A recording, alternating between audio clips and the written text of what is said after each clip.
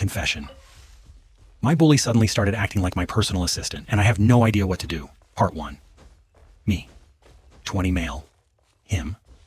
20 male. My bully since sophomore year. Quick backstory.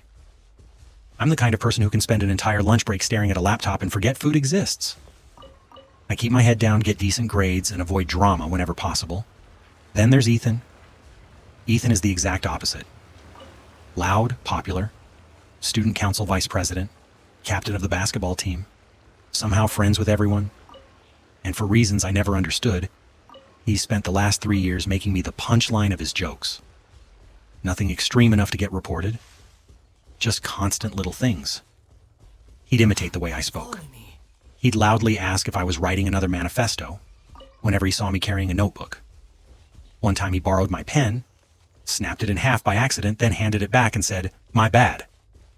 Guess it couldn't handle your intense thoughts." Everyone laughed, including me, because sometimes it's easier than looking bothered. Anyway, about a month ago, something happened. I was leaving the library around 7 p.m. after finishing a project. It had been raining all afternoon, and the campus parking lot looked like a swimming pool. I was carrying my laptop, 3 books, and a coffee. I definitely shouldn't have bought because I was already running late. Then I slipped. Not a dramatic movie slip. Just enough to send my coffee flying directly onto the pavement. I stood there staring at it, defeated. The coffee had cost almost the last money in my wallet. And of course, out of everyone on campus, the person walking by was Ethan. I prepared myself for whatever joke was coming. Instead, he stopped, looked at the spilled coffee, looked at me, then said, "You okay?" I thought he was setting up a punchline, so I just nodded. He stared for another second, then handed me a $20 bill. I blinked. "What?" "Buy another coffee." I genuinely thought this was some elaborate prank. "I'm good." "You look like someone just ran over your dog." "It was just coffee." "Exactly." Then he shoved the bill into my hand and walked away. No joke, no insult, nothing. I stood there confused for a solid minute, and honestly, I forgot about it after that, until the next week. I got to class late and found someone sitting in my usual seat. Not a big deal. I started heading toward the back. Then Ethan looked up from across the room. "Hey." I ignored him. "Hey, notebook guy." I unfortunately knew that was me.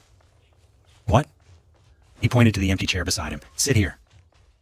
The entire room went silent. I thought he was about to humiliate me somehow. "No thanks." He frowned, then turned to the guy in the seat next to him. "Can you switch?" The guy immediately moved, like Ethan was royalty. I stood there completely confused. "Why?" "Because you can't see the projector from back there." "I can." "Your glasses say otherwise." "I don't even wear glasses." I sat in the back. The whole class, I could feel him occasionally glancing over like he was checking if I was still alive. It was weird, really weird. But things got stranger. A few days later, I lost my USB drive. Panic doesn't even begin to describe it. It had my project, my notes, everything. I spent nearly an hour retracing my steps around campus. Nothing. Then around 8 p.m., my phone buzzed. Unknown number. "Found your flash drive." That's all the text said, followed by a picture of my USB drive. I replied immediately. "Who is this?" The typing bubble appeared. "Ethan." I stared at the screen. Then another message came. "You drop stuff a lot.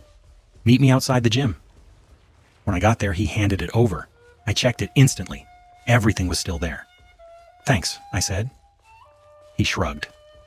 Then he looked weirdly nervous, like he wanted to say something. Instead, he just asked, "Did you eat dinner?"